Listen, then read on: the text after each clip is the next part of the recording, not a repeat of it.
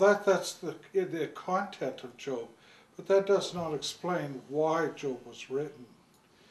We really have to start off with the New Testament John.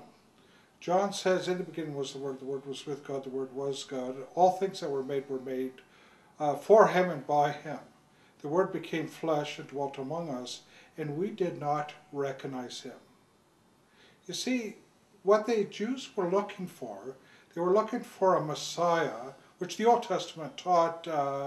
In fact, that's one of the main themes of the Old Testament, is what the Messiah was about to come, what He would look like. How can you identify Him?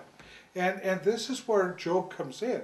Job was written to help us identify what Christ would be like. Here's the situation that happened. People began to make assumptions. They assumed this: David was a man after God's own heart. David was a king. Therefore, when the Messiah comes, He's going to come from the line of David. He must come, first of all, like David, a king. And that David, when David wanted to build the temple, God said, no, you can't build the temple because you're a man of war. Oh, therefore, Christ is going to come as a man of war. He's going to liberate us from the Romans. Job says, no, that's not the type of Christ that you're looking for. You're looking for one, and so let me just kind of give you a little bit of a parallel with Job and with Jesus. Job had everything. Christ lived in heaven, and He had the glory of the Father. He had everything. Philippians chapter 2 says that He descended and came down, humbled Himself, and took on the form of a man, of a human being. He gave up everything that He had and all the glory in heaven.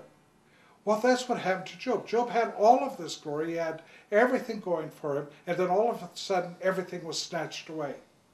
Then it talks about how Jesus has to confront Satan.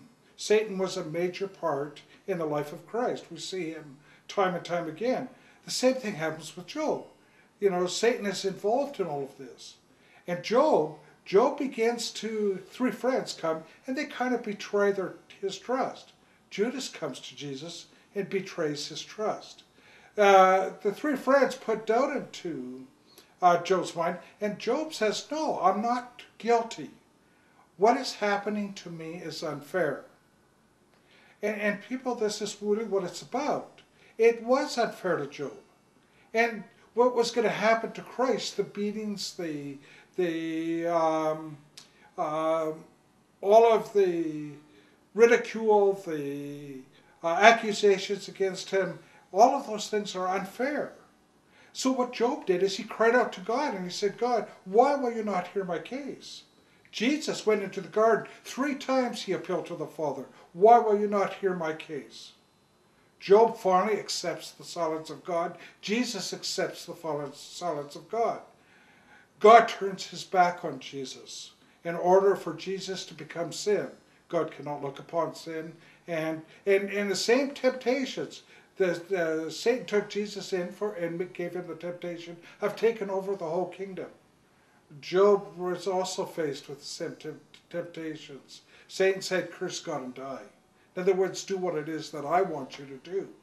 Satan, when Jesus was in the wilderness, Satan said, just worship me and I'll give you everything, the kingdom and everything. But Jesus responded according to the will of the Father. Job responded according to the will of the Father. But that's not the end of the book of Job. Because what happens then is Job eventually gets everything restored. Same thing happens with Jesus Christ. Everything gets restored, and Jesus is now sitting at the right hand of the Father. Job ends up redeeming these friends.